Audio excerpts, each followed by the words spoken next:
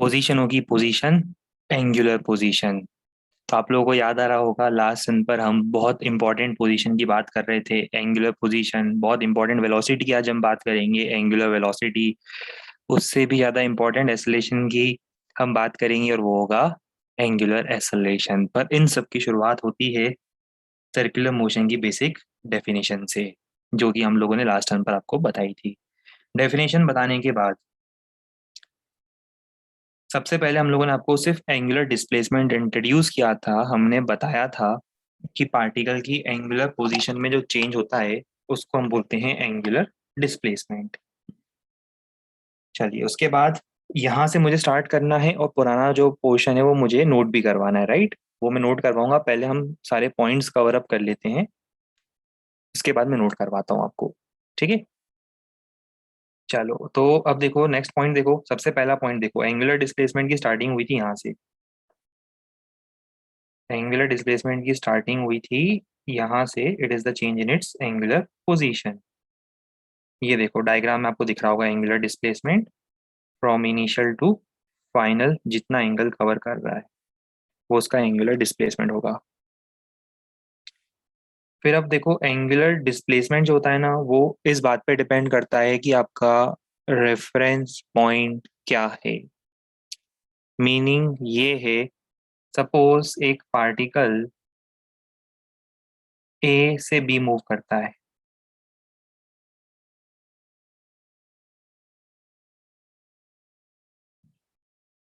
और मान लो कि एक ऑब्जर्वर यहाँ पर है।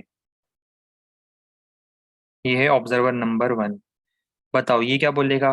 ये बोलेगा कि पार्टिकल की इनिशियल पोजीशन ये है, फाइनल पोजीशन ये है, इसके लिए angular displacement is theta one.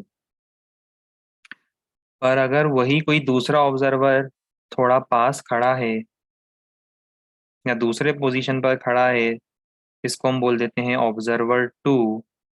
इसके लिए इनिशियल पोजीशन ये है, फाइनल पोजीशन ये है, एंगल है थीटा टू। और दिख रहा है आपको कि theta one theta two can be entirely different. दोनों एंगल्स बहुत इजीली अलग हो सकते हैं। तो आपको समझ में आ रहा है, it depends on the position of point of observation. But usually हम लोग जब सर्कुलर मोशन की बात करते हैं तो बाय डिफॉल्ट हम सेंटर से ही ऑब्जर्व करेंगे। ठीक है, इसीलिए वो स्पेसिफाई करने की जरूरत नहीं पड़ती है, क्योंकि हमारा ऑब्जर्वेशन यूजुअली सेंटर से ही होता है उस केस में। अब नेक्स्ट पॉइंट इंपॉर्टेंट है, ये मैं अभी आपको थोड़ा सा समझा रहा हूँ। अभी यूज तो नहीं करेंगे इसका, बट रोटेशनल मोशन में फिर मैं बताऊंगा और तब हम यूज भी करेंगे इसका। पर अभी से थोड़ा सा समझ लो तो अच्छा है, बाद में मैं फिर बताऊंगा रोटेशनल मोशन में। देखो, ये जो एंगुलर डिस्प्लेसमेंट होता है, it is an axial vector. और इसकी डायरेक्शन डिटरमाइन करने के लिए हम एक नए टाइप का right hand thumb rule use करते हैं। सबसे पहला क्वेश्चन कि ये एक्सियल वेक्टर क्या होता है। तो देखो, ऐसे वेक्टर जो किसी एक्सिस की तरफ डायरेक्टेड होते हैं। अब आप पूछोगे सर एक्सिस का मतलब, जैसे मान लो ये रिंग है। 3D में बनाता हूँ, रुको जरा। ऐसे नहीं समझ में आएगा आपको, 3D में बनाएंगे।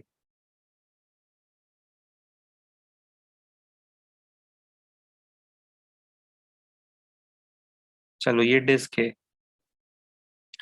इसका एक्सिस ऑफ रोटेशन क्या होगा? ये होगा इसका एक्सिस ऑफ रोटेशन, इसके प्लेन के परपेंडिकुलर। बात आई समझ में? प्लेन के परपेंडिकुलर।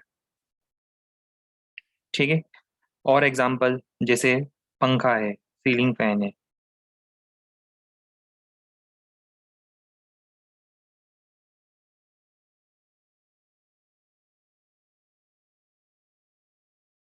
ये इसका एक्सिस ऑफ रोटेशन होता है।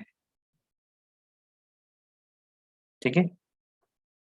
तो ये जो वेक्टर्स होते हैं, ऐसे वेक्टर्स जो एक्सिस की तरफ होते हैं, ये देखो एक्सिस की तरफ डायरेक्टेड होते हैं। All those vectors which are directed towards axis either upward और डाउनवर्ड, बट टुवर्ड्स एक्सिस या along the axis they are known as axial vectors. अब सवाल फिर एक और उठता है कि अगर ये एक्सियल है तो इसकी direction right hand thumb rule से कैसे डिटरमाइन करेंगे, वो जरूर सुनना ध्यान से। इसको एक एग्जांपल से कंसीडर करते हैं। वही आपके कॉलोनी वाला सर्कुलर जॉगिंग ट्रैक।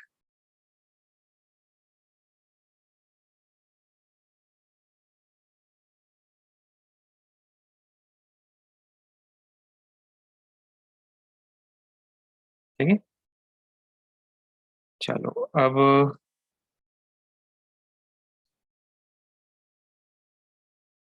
मान लो आप सेंटर पे खड़े हो, ये आपकी पोजीशन है, आप ऑब्जर्वर हो।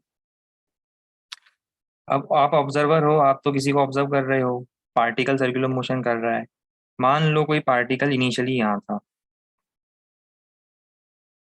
और फाइनली वो यहाँ पहुंच गया। ये पार्टिकल ने एंगल कवर करा थीटा। पार्टिकल की ये इनिशियल पोजीशन है और ये पार्टिकल की फाइनल पोजीशन है।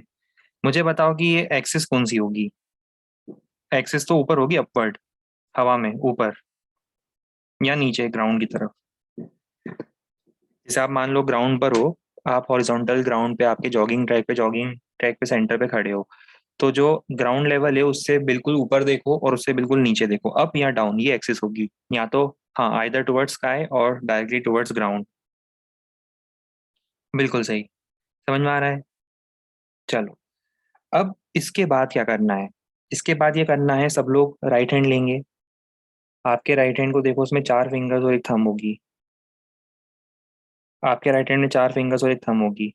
अब उन चारों फिंगर्स को इनिशियल से फाइनल, जो पार्टिकल की इनिशियल से फाइनल पोजीशन है ना, उसके साथ साथ कर्ल करो। देखो आपकी फिंगर्स कर्ल होती है, कर्ल मतलब घूमती है गोल। कर्ल होती है ना जब आप फिस्ट को क्लोज करते हो। तो आपको क्या करना है, उन चारों फिंगर्स को रखना है इस तरह से कि वो इनिशियल से फाइनल कर्ल हो। तो थंब देखो कहाँ जा रहा है, ऊपर जा रहा है। फिंगर्स को करेंगे कर्ल, थंब जाएगा ऊपर। देखो मैं सिखाता हूँ आपको।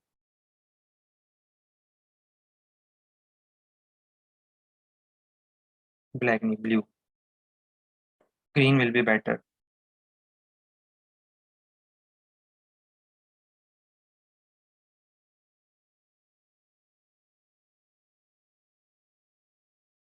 ये देखो, कहाँ से कहाँ कर्ल करना है, जिस तरह से पार्टिकल घूम रहा है। देखो पार्टिकल अगर इस तरह से घूम रहा है तो आप भी इस तरह से फिंगर्स को कर्ल करो। देखा, पार्टिकल अगर ऐसे घूम रहा है, पार्टिकल ऐसे ही घूम रहा है ना, ये देखो पार्टिकल ऐसे ही घूम रहा है अल्टीमेटली, इस तरह से। तो आपने भी चारों फिंगर्स को इस तरह से कर्ल करा। तो थंब देखो कहाँ गया। थंब बोल रहा है कि इसकी एंगुलर डिस्प्लेसमेंट की डायरेक्शन होगी ऊपर। अरे भाई लास्ट स्लाइड बता देंगे, जरा शांति से ये समझ तो लो। लास्ट स्लाइड बता देंगे, जरा चैन रखो, जरा 2 मिनट का शांति रखो, समझ लो, पहले जो कंसेप्ट बता रहे हैं उसको एब्जॉर्ब करो अभी तो। ठीक है, चैन रखो थोड़ी देर का। इतना अच्छा डायग्राम बनाया, उसका तो कॉम्प्लीमेंट नहीं मिला। लास्ट स्लाइड चिल्ला रहे हो, दिखाएंगे ही नहीं लास्ट स्लाइड अब। हाँ, तो हम ये बता रहे थे, समझने की कोशिश करना, कि आपने चारों फिंगर्स को कर्ल करना है, जिस तरह से पार्टिकल घूम रहा है उसके साथ साथ कर्ल करो, उसके प्लेन में। तो थंब जो होगा वो जाएगा कहाँ पर, थंब की डायरेक्शन होगी एंगुलर डिस्प्लेसमेंट की डायरेक्शन। हालांकि अभी मैं आपको बताया है, अभी यूज बिल्कुल नहीं आने वाला है। बिल्कुल बकवास लगेगा भी आपको ये चीज यूज करने में। ये यूज में कब आएगा, जब हम रोटेशनल मोशन पढ़ेंगे, और तब मुझे आपको फिर से ये बताना ही पड़ेगा। अभी तो मैं क्यों बता रहा हूँ, एक बार आपको थोड़ा सा आइडिया लग जाएगा। थोड़ा सा आइडिया लग जाएगा और अभी से थोड़ा याद कर लो तो अच्छी बात है। आगे थोड़ी हेल्प मिल जाएगी हम लोगों को, ठीक है। पर अगर किसी को एक आध परसेंट कोई कंफ्यूजन है तो धीरे धीरे आपको सिखा दूंगा मैं रोटेशनल मोशन में। तब तक हो सकता है हम आपके सामने ही हो। तब तक हो सकता है कि रोटेशनल मोशन तक हो सकता है कि ऑफलाइन हो जाए, हमें क्या पता, हो सकता है तब तक हम आपके सामने हो। राइट। चलो, वेक्टर्स में जो आपने पढ़ा है वो अलग होता है राइट हैंड थंब रूल। कैसे समझाऊं मैं आपको। वेक्टर्स में एक तो पूरे कबाड़ कंसेप्ट हो गए आपके कि वेक्टर्स में जो हमने पढ़ा है वो ए क्रॉस बी के डायरेक्शन निकालने के लिए होता है, ए से बी की तरफ कर्ल करने के लिए। अभी हम क्या कर रहे हैं, अभी ए और बी है ही नहीं। अभी ए और बी कुछ नहीं है, अभी तो सिर्फ फिंगर्स को कर्ल करो। थंब की डायरेक्शन देखो, जैसा मैं बता रहा हूँ बिल्कुल वैसा करो। दो चीजों को मिक्स मत करा करो, पुराने कंसेप्ट नए कंसेप्ट। देखो मैंने बताया था, ये राइट हैंड थंब रूल का थोड़ा सा अलग वर्जन है, मॉडिफाइड वर्जन समझ लो। जैसे होता है ना, जैसे कोई पुराना हिंदी सॉन्ग होता है, उसके तीन चार वर्जन निकलते हैं, पुराना वर्जन फिर मॉडिफाइड वर्जन, फिर हनी सिंह उसमें और मॉडिफाइड वर्जन डाल देता है, फिर बादशाह आके उसको और चेंज कर देता है। और समझ रहे हो ना क्या कह रहा हूँ, वैसे ही ये राइट हैंड थंब रूल के मॉडिफाइड वर्जन है। ठीक है, चलो। अच्छा अब समझो कि पार्क वाले एग्जाम्पल में जब हमने कल समझा था, ये देखो। अभी मान लो आप टॉप व्यू देख रहे हो, टॉप व्यू समझ रहे हो। अब आप मान लो यहाँ से टॉप व्यू देख रहे हो, पार्टिकल इनिशियल से फाइनल आया, तो मुझे बताओ एंगुलर डिस्प्लेसमेंट कहाँ है, आउट ऑफ द स्क्रीन या इनटू द स्क्रीन। बिल्कुल आउट ऑफ द प्लेन। बहुत बढ़िया, गुड। शाबाश। हालांकि अभी जरूरत बिल्कुल नहीं पड़ेगी, है ना, बट फिर भी बता दिया मैंने अभी आपको। चलो, आउट ऑफ द प्लेन समझ में आ गया। तो देखो अब ये डायग्राम देखो। अब अगर कोई पार्टिकल आपको एंटी क्लॉकवाइज जाता हुआ दिख रहा है, कोई पार्टिकल आपको इनिशियल से फाइनल जाता हुआ दिख रहा है,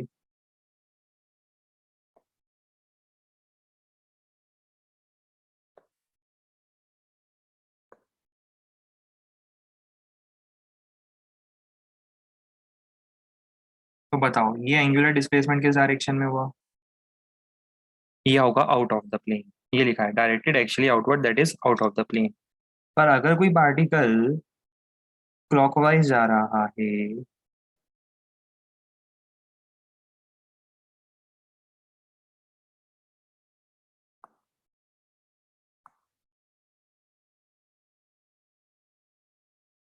देखो कहाँ होगा, उसका अपोजिट इनटू द प्लेन। ठीक है। रोटेशनल मोशन में फिर से बताऊंगा आपको, तब हम यूज भी करेंगे, अभी तो लिखवा दिया पर यूज नहीं करूंगा मैं। यूज बिल्कुल नहीं आएगा। थोड़े वो पॉइंट समझते हैं फिर एक साथ लिखवाऊंगा मैं। ठीक है। ये जो एंगुलर डिस्प्लेसमेंट आप पढ़ रहे हो, इसकी ऐसा यूनिट क्या होगी, कल ही बताया था मैंने, रेडियन। तो जो आप पढ़ रहे हो एंगुलर डिस्प्लेसमेंट, इट्स ऐसा यूनिट इज रेडियन। कैसी क्वांटिटी है, it is a dimensionless quantity.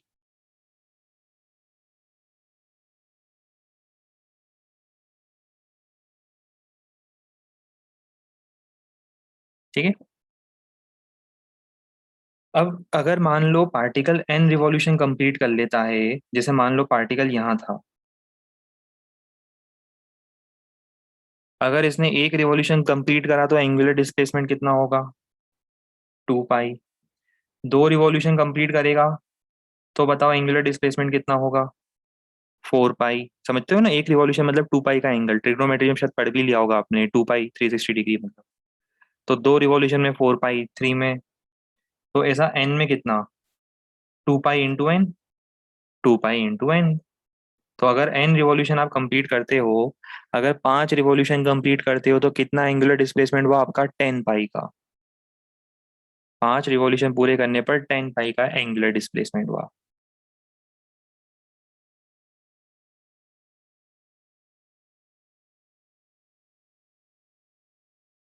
अच्छा, तो ये हम लिख चुके हैं, ये लिखा है नीचे, angular displacement for n complete revolution is 2n pi. यहाँ तक क्लियर हुआ। अब इसे नोट करो, फिर हम बात करेंगे एंगुलर वेलोसिटी।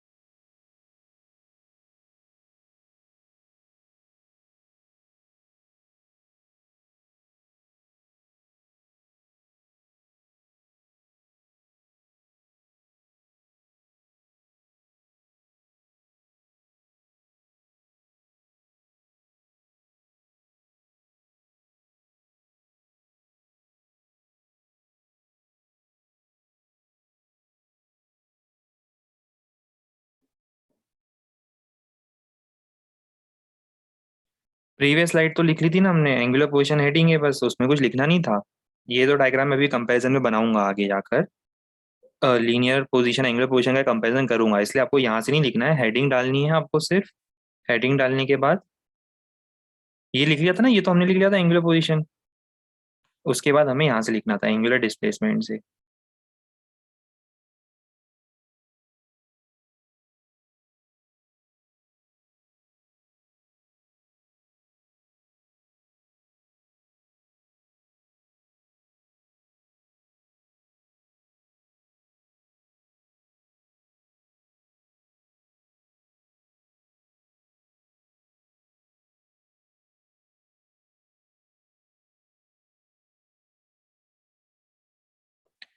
अब इसके बाद ये वाला पॉइंट लिख लो कि depends on reference point.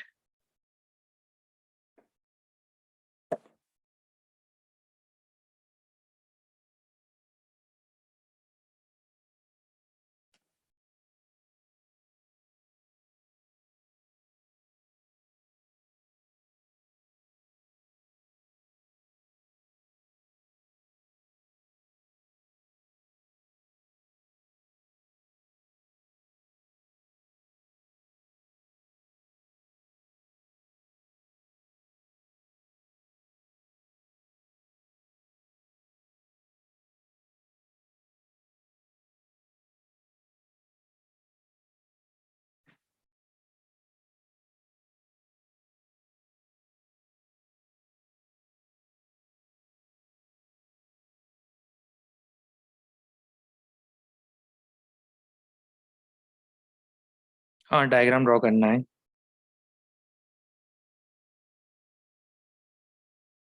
Last slide note कर लो।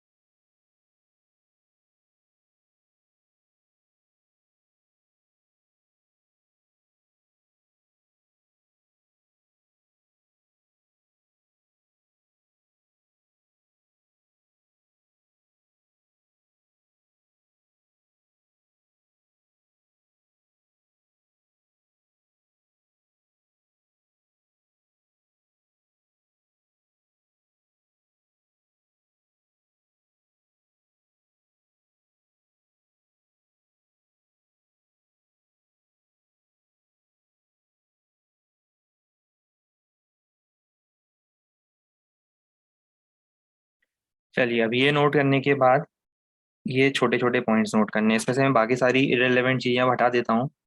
सिर्फ उस पर फोकस करो जो अपने को अब नोट करना है।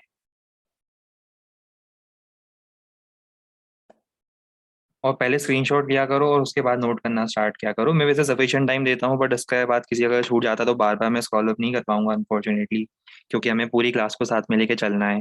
So it's a kind request कि सब लोग बार बार सर स्क्रॉल अप मत करा करो। पहले फोटो मैं हमेशा बता चुका हूँ, स्टैंडर्ड प्रोसेस है। पहले आप इसका स्क्रीनशॉट लो और फिर नोट करना स्टार्ट करो, राइट। उसके बाद भी अगर बाय चांस वर्स्ट केस कुछ रह जाता है, वैसे तो मैं टाइम सफिशिएंट देता हूँ, वर्स्ट केस किसी का कुछ रह जाता है ड्यू टू नेटवर्क प्रॉब्लम और एनी इशू, तो आपको रिकॉर्डिंग में मिलती है, तो उसमें से फिर आपको कंप्लीट करना पड़ेगा। बट अदरवाइज मैं अपनी तरफ से भी सफिशिएंट टाइम देता हूँ। और वैसे भी देखो, आप लोगों को पता है सही है कि मेरा माउस तो खराब है, ऊपर स्क्रॉल हो ही नहीं पाता। मैं चाह कर भी आपकी मदद नहीं कर पाऊंगा। मैं तो आपकी पूरी मदद करना चाहता हूँ, पर ये मेरा जो माउस है वो स्क्रॉल ही नहीं होने देता है चीजों को। हाँ, ये बात तो सही है। अब तो आईपैड है, आईपैड में स्क्रॉल अप कैसे करते हैं हमें आ ही नहीं रहा ना, सीख हम समझ ही नहीं पा रहे। बहुत कंफ्यूजिंग है ये जरा। ये आईओएस जो है ऑपरेटिंग सिस्टम एप्पल का, बड़ा कंफ्यूजिंग, हमें आ ही नहीं रहा।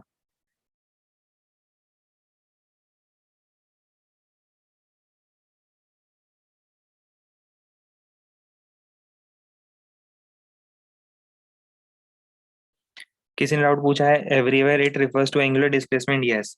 ये जो इट लिख रहे हैं इट मींस इट्स ऐसा यूनिट। अरे गजब हो यार, बिल्कुल। कहाँ फंस गया मैं, बताओ। है, ऐसा तो मैंने अपने जीवन में कभी नहीं सोचा था कि ऐसा भी होगा।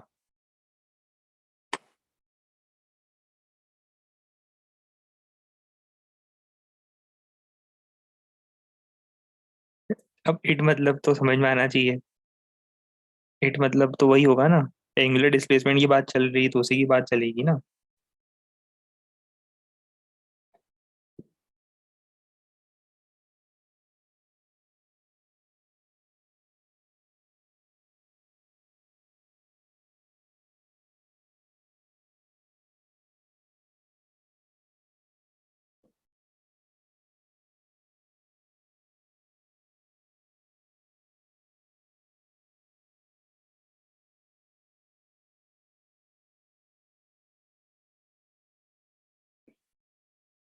बिल्कुल सही बात है। इन लोगों को खराब मुंह से पकड़ पकड़ के मारेंगे हम, है ना। ऐसे डाउट पूछते हैं तो खुद पकड़ पकड़ के पिटाई करेंगे इन लोगों की।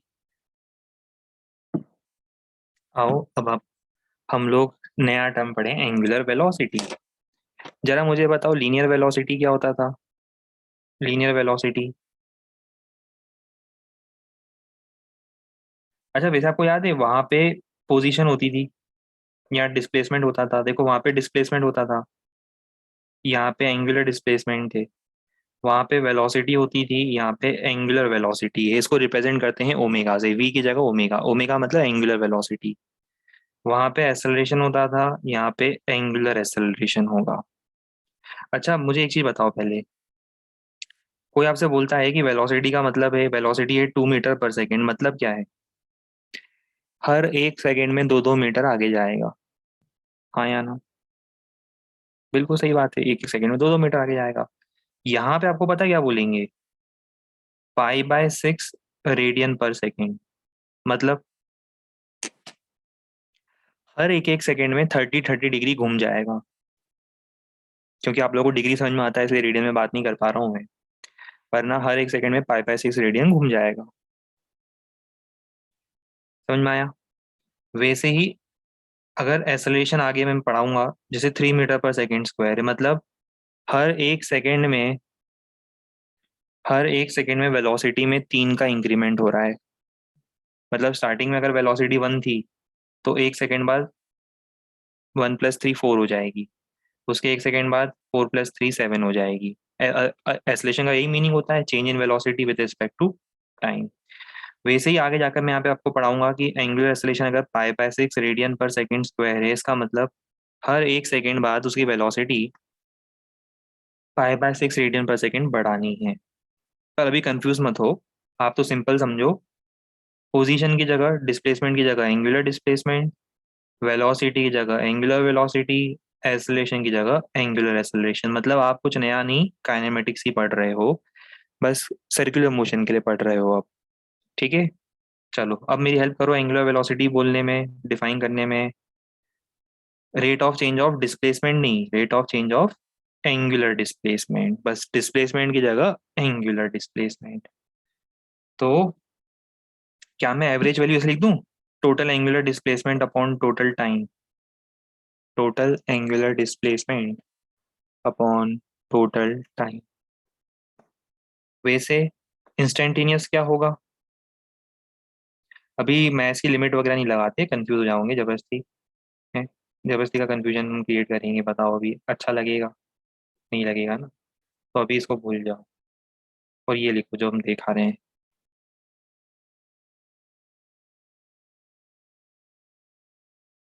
इंस्टेंटेनियस वैल्यू क्या होगी बताओ, पढ़ा है ये फॉर्मूला आपने कहीं, v instantaneous is equal to d s by d t, वही तो लिखा है मैंने, कुछ नया तो लिखा नहीं मैंने। अच्छा, जब डिस्प्लेसमेंट एक्चुअल वेक्टर है तो ये भी एक्चुअल वेक्टर होगा, और जहां डिस्प्लेसमेंट का चेंज होगा वही वेलोसिटी की डायरेक्शन होगी। भाई जहां डिस्प्लेसमेंट होगा वही वेलोसिटी की डायरेक्शन होगी, तो its direction is same as that of angular displacement.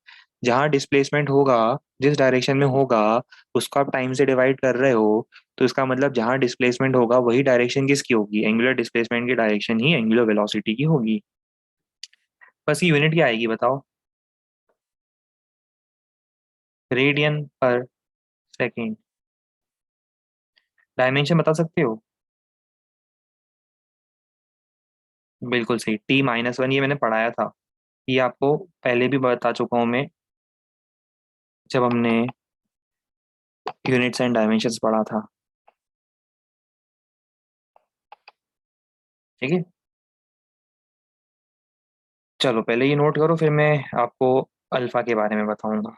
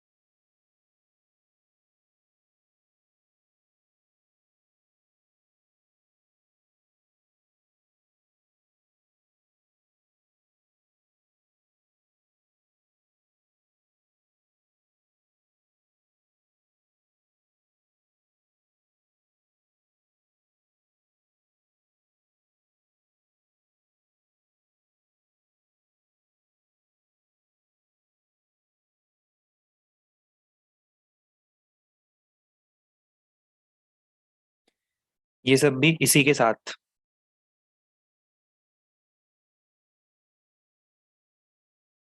इसी के साथ लिखना है,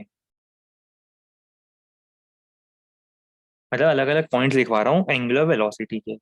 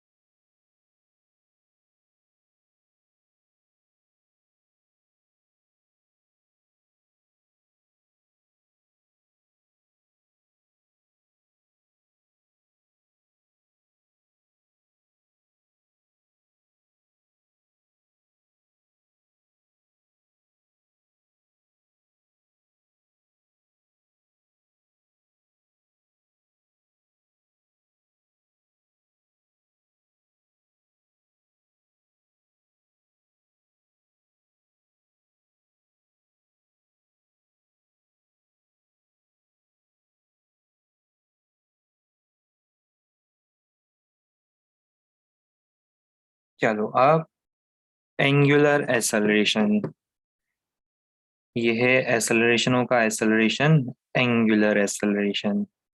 सबसे ज्यादा, बोलो, सब लोग मेरे साथ साथ रिपीट करो, सबसे ज्यादा इंपॉर्टेंट टाइप का एसेलरेशन। बहुत बढ़िया। ठीक है, तो अल्फा क्या होता है? वहां पे एसेलेशन क्या होता था? Rate of change of velocity, वही लिखते थे ना आप लोग। यहाँ पे लिखोगे रेट ऑफ चेंज ऑफ, देखो मैं कंपेयर करके बताता हूँ, साइड बाय साइड लिखता हूँ। वहां आपने ऐसा लिखा था V2 - V1,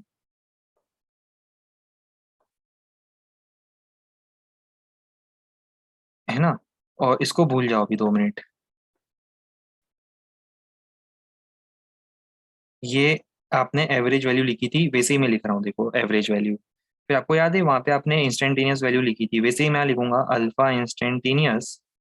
क्या लिखूंगा बताओ?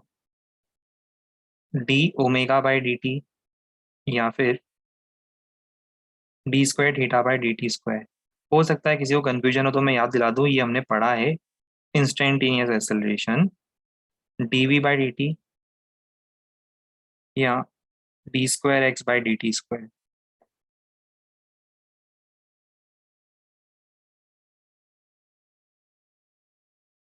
फिर जब वो दोनों एक्चुअल वेक्टर हैं तो ये क्यों पीछे रहेगा? ये भी तो एक्चुअल वेक्टर होगा ना। और इसकी ऐसा यूनिट क्या होगी?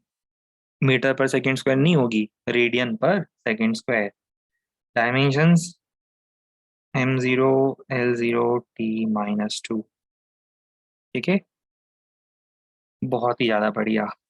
बस ये लिखो, फिर अब अपन क्वेश्चन स्टार्ट करने वाले हैं। एक तरफा मजे आएंगे जब हम क्वेश्चन सॉल्व करेंगे तब। पहले इसे लिख लो। ये यहाँ से मत लिखना। इसको लिखने के लिए आप एक काम करो, सिर्फ ये लिखो, इसके बाद इसको स्किप करो, फिर यहाँ से लिखो। पहले एवरेज लिखना, एवरेज के बाद इंस्टेंटेनियस लिखना, और ब्रैकेट में ये सब लगाते रहना, आपको पता चलता रहेगा कि हम लोग कंपैरिजन कैसे कर रहे हैं।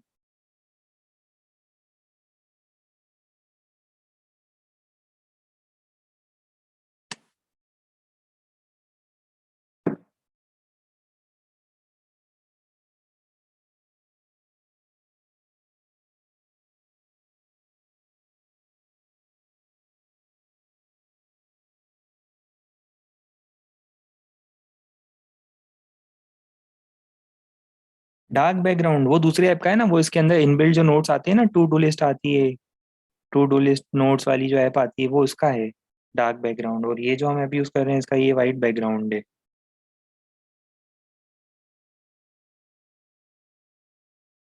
वरना हम थोड़ा ना ऐसा करते आपके साथ कि डार्क बैकग्राउंड में नहीं पढ़ाते।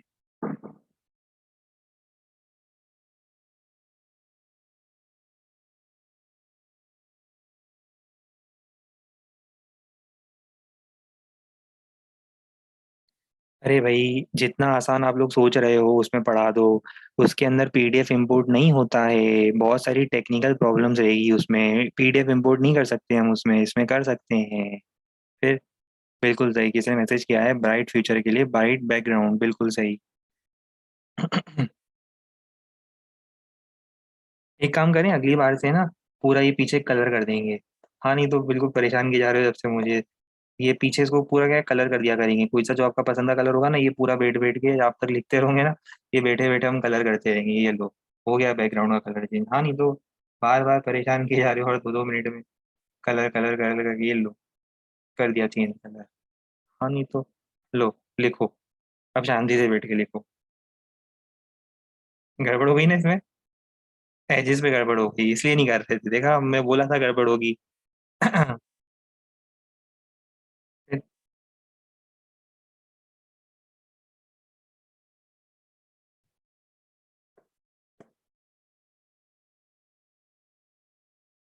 देखो कितनी मेहनत लगी हमें करने में इसको सही।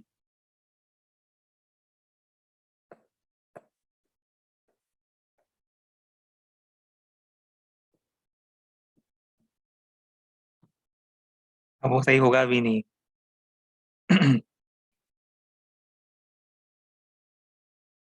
हाँ, अल्फा एंगुलर एक्सेलरेशन है।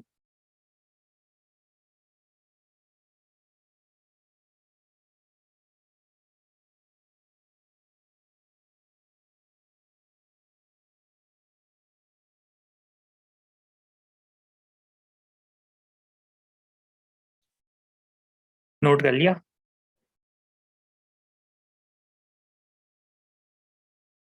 ओहो, दूसरे ऐप में परफेक्ट शेप भी बन सकते हैं भाई, बन सकते हैं, इस ऐप में भी बन सकते हैं। इस ऐप के अंदर भी परफेक्ट शेप आते हैं। आप तो ये बताओ, आपको इस ऐप में क्या परेशानी आ रही है? परफेक्ट शेप क्या हम नहीं बना रहे, वो परेशानी आ रही है? आप समझ नहीं रहे हो जो प्रॉब्लम आपको बताना चाह रहे हैं। पीडीएफ ये इंपोर्ट किया है हमने इस ऐप में, हम बार बार आपको टेक्निकली वही समझाना चाह रहे हैं। आपको अगर इस ऐप से प्रॉब्लम है तो एक काम करते हैं, हम इसको हटाते हैं, एनिमेशन वगैरह सब हटाते हैं आगे के, और हम लिखना स्टार्ट कर देते हैं बैकग्राउंड पे, ठीक है? वो बिल्कुल सही रहेगा। हटाओ ये सब क्वेश्चन वोश्चन, हम डिक्टेट करना शुरू कर देते हैं। ज़्यादा से ज़्यादा क्या होगा, थोड़ा टाइम ज़्यादा लगेगा। उससे ज़्यादा क्या होगा कि आपके अगले टेस्ट में अगर मान लो डब्ल्यूपी आ रहा होगा तो हम सर्कुलर मोशन कंप्लीट कर लेंगे। पर ब्लैक कलर ज़्यादा जरूरी है ना भाई। ब्लैक कलर, ब्लैक कलर कितना ज़्यादा जरूरी है बताओ। इतना ज़्यादा जरूरी है फिर? समझ नहीं है ना बात को, black colour is very important. बाकी सब तो ठीक है। फिर आईआईटी वाले सबसे पहले ये पूछेंगे आपसे कि आपने जो ऑनलाइन क्लास अटेंड करी थी वो कौन से कलर के बैकग्राउंड में अटेंड करी थी। और जैसे आप बोलोगे कि व्हाइट कलर के बैकग्राउंड में करी थी तो वो इंटरव्यू में सीधा रिजेक्ट हो जाओगे फिर।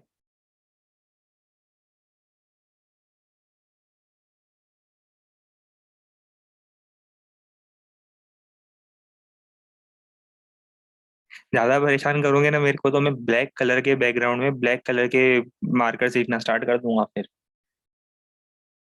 हाँ, बहुत खराब आदमी हूँ मैं।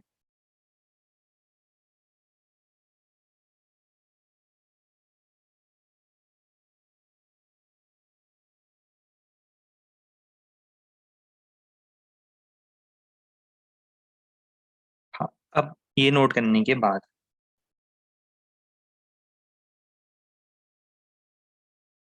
अरे अपन ऐसा करते हैं, अपन ऐसा करते हैं, मैं तो क्या बोल रहा हूँ कि जितने भी लोग सजेशन देते रहते हैं ना मुझे, मैं तो बोल रहा हूँ आप लोग आके मेरी जगह पढ़ा दो और मैं आके वहाँ पे आपकी जगह क्लास अटेंड कर लेता हूँ, सबसे बेस्ट है।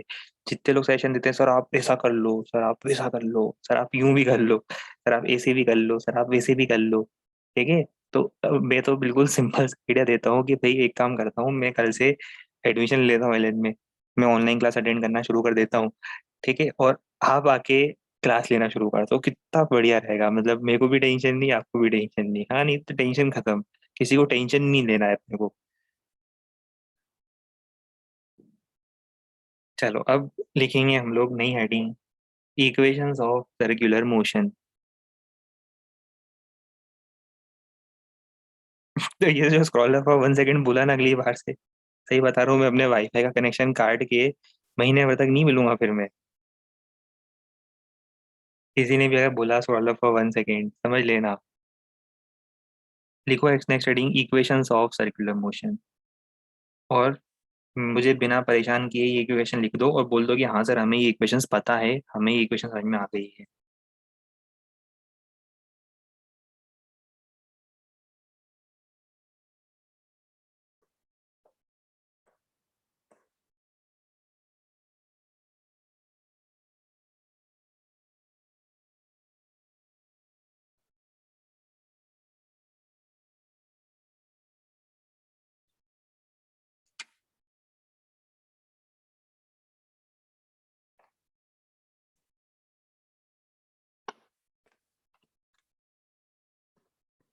कांस्टेंट अल्फा के लिए यूज करना, वेरिएबल के लिए यूज नहीं कर सकते, ध्यान रखना।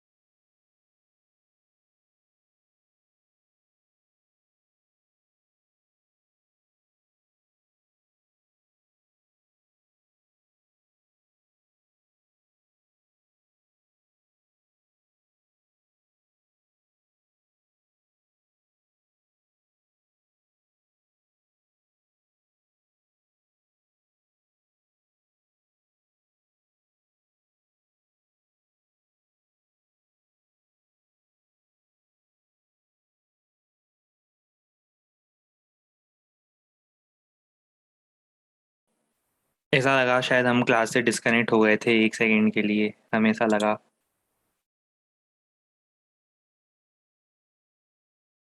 हाँ, अब वहां तक तो लिख लिया होगा आप लोगों ने। अब वेरिएबल अल्फा के लिए मैं स्क्रॉल कर देता हूँ फिर भी एक बार, है ना, किसी ने अगर नहीं लिखा तो मैं बता दूं, यहाँ तक हमने लिखा था। देखो इक्वेशंस हमने स्टार्ट करी थी, इक्वेशंस ऑफ सर्कुलर मोशन। फिर हमने कांस्टेंट अल्फा के लिए 5 और एक 6 इक्वेशन देखी। अब वेरिएबल अल्फा की बात कर रहे हैं। वेरिएबल अल्फा के लिए आप क्या यूज करोगे? Differential equations. डिफरेंशियल इक्वेशन समझ में आता है? वेरिएबल अल्फा के लिए डिफरेंशियल इक्वेशन मतलब D theta by d T omega, D omega by d T alpha, वो इक्वेशन हम यूज करेंगे।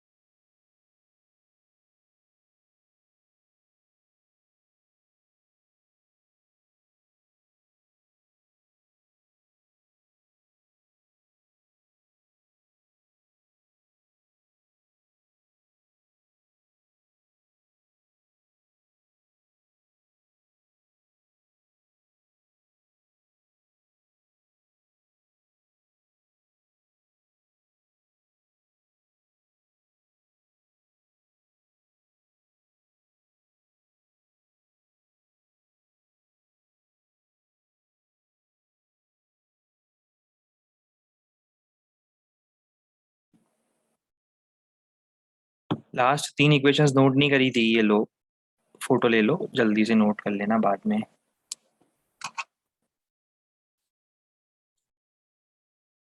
ठीक है, चलो।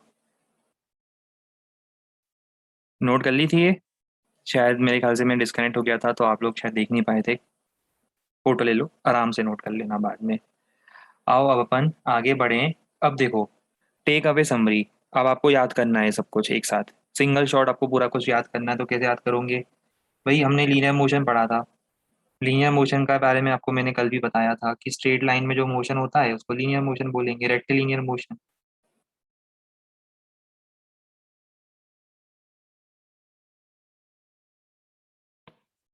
सर्कुलर मोशन, जो सर्कल में होगा उसे हम सर्कुलर मोशन बोलेंगे।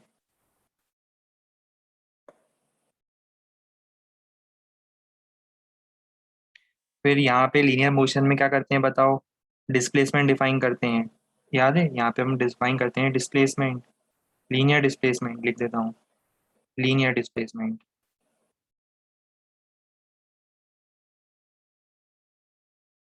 ठीक है, एक्स लिख दो या एस लिख दो, जो कि होता है मीटर में। किसमें होता है ये? मीटर में होता है। यहाँ पर हम क्या डिफाइन करेंगे? एंगुलर डिस्प्लेसमेंट, जो कि किसमें होगा? रेडियन में होगा। फिर वहां पर आप यूज करते हो लीनियर वेलोसिटी,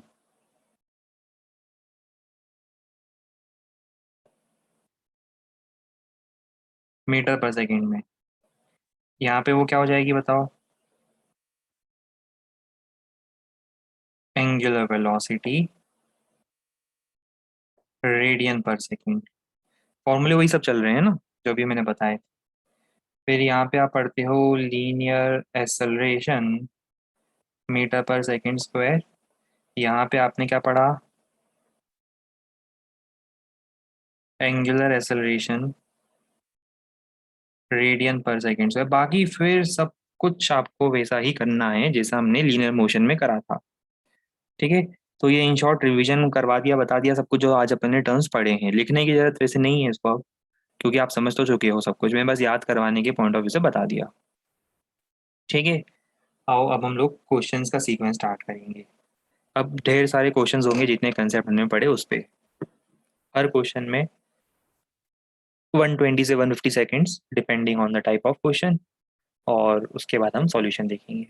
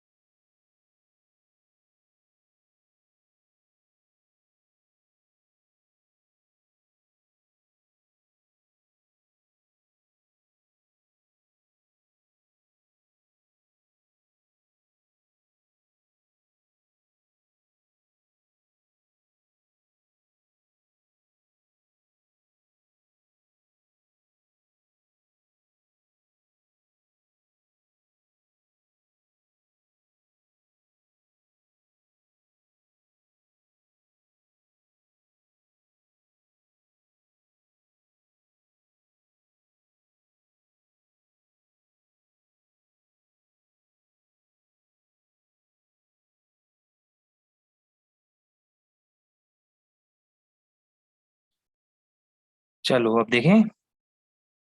देखो, सबसे पहले हम बात करते हैं सेकेंड हैंड की। इसके लिए एंगुलर वेलोसिटी क्या होगी? Total angle covered upon total time. ठीक है, मुझे बताओ एक रिवॉल्यूशन पूरा करने में कितना एंगल कवर करता है वो? 2 पाई। और कितना टाइम लगाता है? 60 सेकेंड्स लगाता है। तो ये हमारा आंसर आ जाएगा 60 रेट। बिल्कुल डायरेक्ट क्वेश्चन। देखो, बी पार्ट, मिनट हैंड की बात करते हैं। मिनट हैंड को एक रिवॉल्यूशन, मतलब एक पूरा रिवॉल्यूशन, सोचो एक पूरा रिवॉल्यूशन कंप्लीट करने में 60 मिनट्स लगते हैं। 60 मिनट्स में कितने सेकेंड्स इंटू 60 सेकेंड्स, तो इतना हो जाएगा रेडियन पर सेकेंड। स्लो होगी इसकी angular velocity. C part, our end के लिए उसे एक रोटेशन पूरा करने में कितने आवर्स लगते हैं? 12 या 24?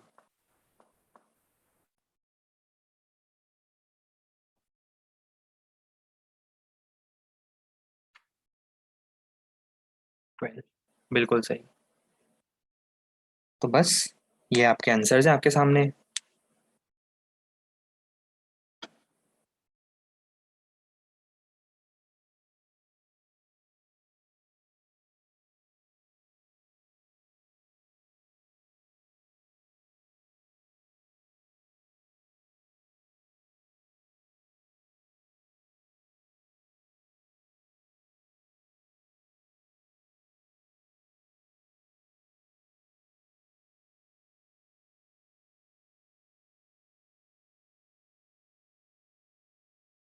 अब आप ये ट्राई करो।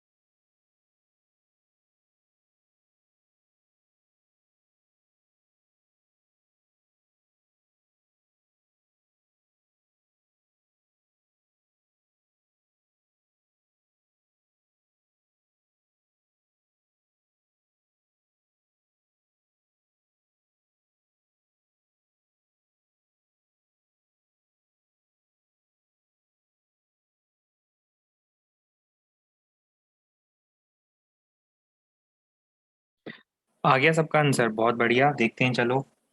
देखो, स्टार्टिंग फ्रॉम रेस्ट का मतलब, सबसे पहले जो इन्फॉर्मेशन हमें एक्सट्रैक्ट करनी है, स्टार्टिंग फ्रॉम रेस्ट का मतलब ओमेगा इनिशियल इज 0। और अल्फा कांस्टेंट दिया हुआ है 0.2। और आपको फाइंड करना है टी इक्वल टू 10 सेकेंड पर omega final. T equal to 10 second पे ओमेगा फाइनल कितना होगा? बताओ क्या करेंगे। Omega final equals to omega initial जो कि 0 है, plus alpha into T, that is 2। ठीक है, फिर ओमेगा एवरेज निकालना है, बी पार्ट। ओमेगा एवरेज कैसे निकालोगे? ओमेगा एवरेज निकालने का तरीका आपको याद है? मैंने ये पढ़ाया था आपको। कांस्टेंट एसिलेशन के लिए ओमेगा एवरेज होता है omega initial plus omega final by 2, पर कांस्टेंट एसिलेशन के लिए। और किसी को कंफ्यूजन है तो वो थीटा निकाल के टाइम से डिवाइड कर दे, तब भी सही आंसर आएगा, गलती मत करना। और वैसे भी एक काम करो, अपने को सी पार्ट में पूछा ही है, तो मैं एक काम करता हूँ, मैं पहले सी पार्ट सॉल्व करता हूँ, फिर बी करूँगा, तो आपको कंफ्यूजन बिल्कुल नहीं आएगा लाइफ में। सी पार्ट, बताओ 0 से 10 सेकेंड तक थीटा कैसे निकालूंगा?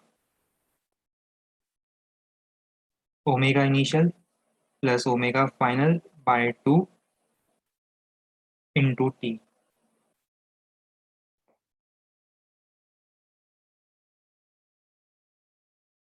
ये आ गया। ठीक है, कोई दिक्कत नहीं है, बढ़िया। अब इसके बाद बी पार्ट पे आ जाता हूँ मैं। बी पार्ट, ओमेगा एवरेज कैसे निकालोगे? Total angle covered divided by total time taken. ये आ गया बी पार्ट का आंसर।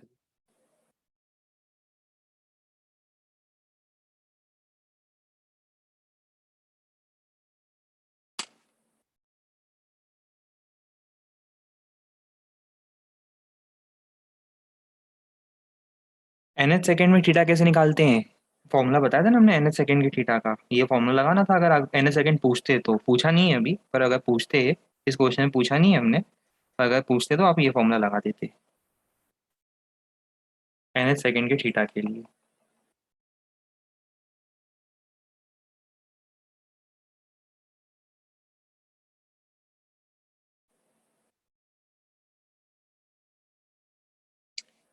चलो अब हम नेक्स्ट क्वेश्चन पे प्रोसीड कर रहे हैं। इसके बाद अब आपको ट्राई करना है ये क्वेश्चन।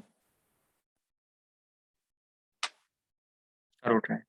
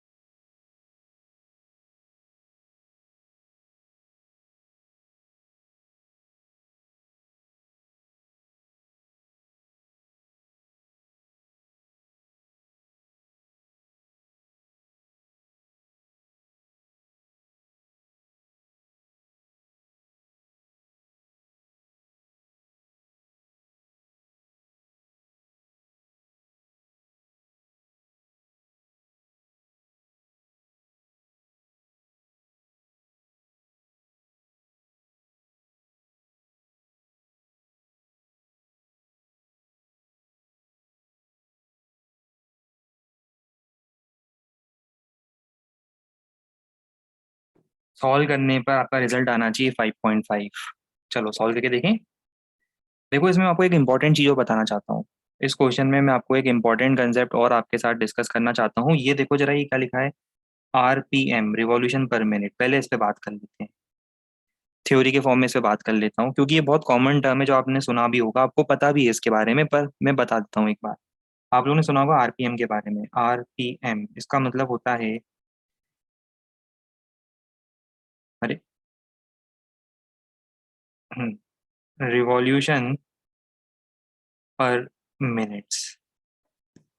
ठीक है, रोटेशन बोल दो, रिवॉल्यूशन बोल दो, रोटेशन पर मिनट या रिवॉल्यूशन पर मिनट एक ही बात है। ये किसकी यूनिट है? ये एक तरह से एंगुलर वेलोसिटी की यूनिट है। तो नेक्स्ट पॉइंट क्या होगा? It is unit for measuring, it is used for measuring omega. अब इसको कन्वर्ट करना है अगर आपको रेडियन पर सेकंड में, तो कैसे करोगे? देखो, मुझे इसे कन्वर्ट करना है रेडियन पर सेकंड में, कैसे करूंगा कन्वर्ट? 1 RPM एक रिवॉल्यूशन में कितना होता है? 2 पाई एंगल।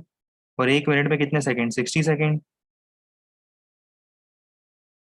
भाई एक मिनट में एक रिवॉल्यूशन कर रहा है ना, मतलब 60 सेकंड में 2 पाई एंगल कवर कर रहा है। तो बस इतना हो जाएगा, पाई/30 रेडियन पर सेकंड, कन्वर्जन फैक्टर। सोचना ही नहीं है इससे आगे कुछ। हो गया। आओ अब इसके हेल्प से इस क्वेश्चन को भी निपटाएं। क्वेश्चन का सॉल्यूशन ये अलग से आप नोट कर लेना कॉपी में, हाईलाइट भी कर देना। स्टार्टिंग फ्रॉम रेस्ट, आपके घर पे सीलिंग फैन है, रेस्ट से स्टार्ट होता है, उसे लगते हैं 8 सेकेंड।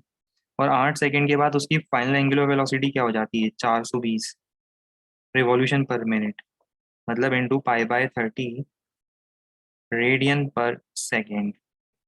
आपको बताना है कि इसका अल्फा कितना होगा। अल्फा पे क्वेश्चन मार्क है। कौन सी इक्वेशन यूज करेंगे? सोचो ही मत ज्यादा, फर्स्ट इक्वेशन लगा दो। तो जैसे ही मैं फर्स्ट इक्वेशन अप्लाई करूंगा, ओमेगा फाइनल कितना हो जाएगा? ये 420 पाई/30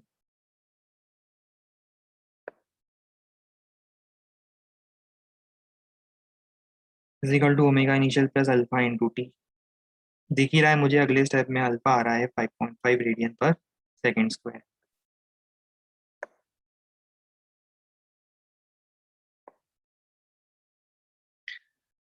आ गया। ये अलग से मार्क जरूर कर लेना।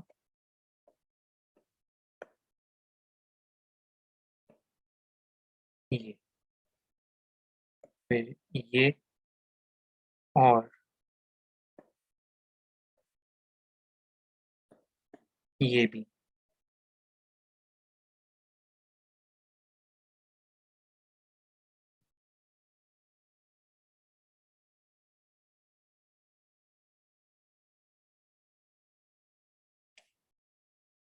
हाँ, पाई की जो वैल्यू होती है वो आप ले सकते हैं।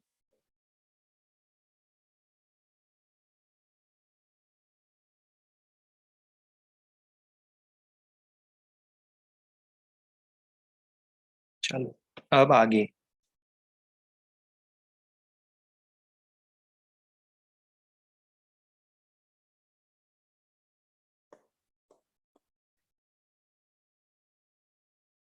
ये क्वेश्चन ट्राई करो।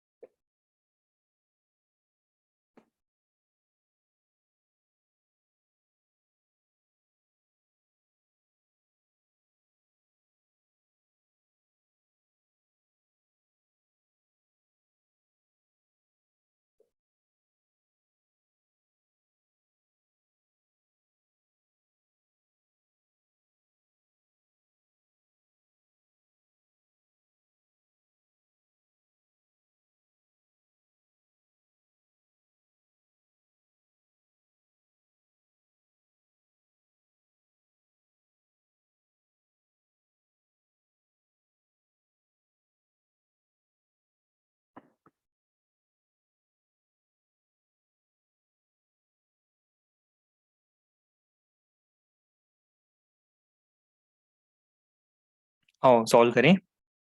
चलो, स्टार्टिंग फ्रॉम रेस्ट मतलब ओमेगा इनिशियल इज जीरो। सबसे पहले तो ये लिख देता हूँ, ओमेगा इनिशियल, अरे omega initial is zero. Particle undergo circular motion with constant alpha, और it takes 100 seconds to complete first 10 revolution. मतलब फर्स्ट 10 रिवॉल्यूशन मतलब 20 पाई, एक रिवॉल्यूशन में 2 पाई, आज ही पढ़ाया। तो आपको फाइंड करना है अल्फा। बताओ कैसे निकालेंगे अल्फा। अभी लगा दो सेकेंड इक्वेशन।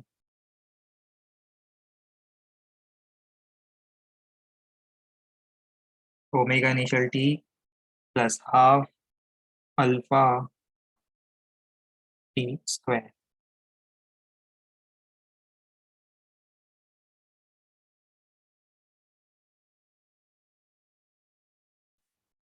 ठीक है,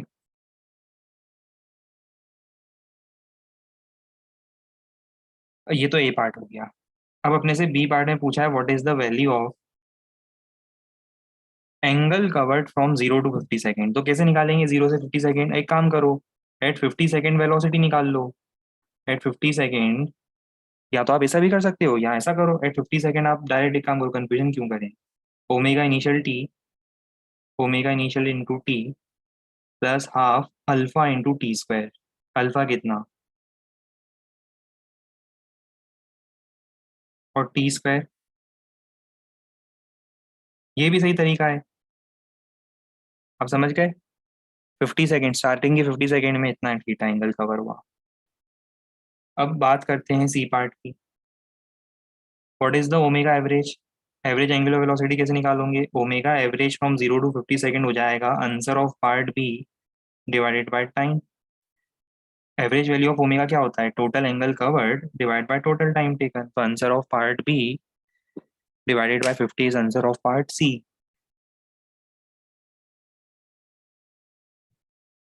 क्या ये पॉइंट भी क्लियर हुआ? वैसे तो मैं देख रहा था सब लोगों के आंसर लगभग लगभग आ ही रहे थे सही। जैसे फर्स्ट पार्ट का आंसर तो मैंने सबका ही देख लिया था कि 4 पाई/10⁻³ आ रहा था। बी पार्ट में रेंज कौन सी रेंज, कैसी रेंज? कंसेप्ट क्लियर करो आपके। रेंज कहाँ से आएगी इसमें, कौन सी रेंज निकालने वाले हो? 0 से 50 सेकेंड के बीच में एक ही एंगल कवर होगा ना पूरा टोटल मिला के। आपसे बोलते हैं कि 0 से 50 सेकेंड के बीच में आपने कितना डिस्टेंस ट्रैवल किया, तो आप क्या रेंज में बताते हो? नहीं ना, आप एग्जैक्ट वैल्यू बताओगे कि हमने 20 मीटर का डिस्टेंस ट्रैवल किया, वैसे ही एंगल फिक्स, बिल्कुल परफेक्ट एंगल आएगा इक्वेशन में। चलो, अब एक काम करना, बिगनर बॉक्स वन वैसे ट्राई तो कर सकते हो, पर उसके बजाय मैं आपको कुछ और रिकमेंड करूंगा आज। एक टर्न और रुक जाते हैं, फिर मैं आपको बिगनर बॉक्स भी होमवर्क दे दूंगा, बट एक टर्न के लिए आपको क्या करना है, एचसीवी से सर्कुलर मोशन पढ़ना है पूरा, कंप्लीट रीडिंग लेनी है आज के लिए।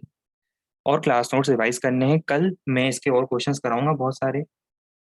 ठीक है, कुछ और चीजें बताऊंगा, और कल के क्लास के बाद हम बिगनर बॉक्स होमवर्क में आपको देंगे। तो आज आपका सिर्फ असाइनमेंट इतना है, आपको एचसीवी रीड करनी है, सर्कुलर मोशन की पूरी करनी है रीड। फिर नेक्स्ट टर्न पर इसके कुछ क्वेश्चंस करा के फिर मैं होमवर्क दूंगा।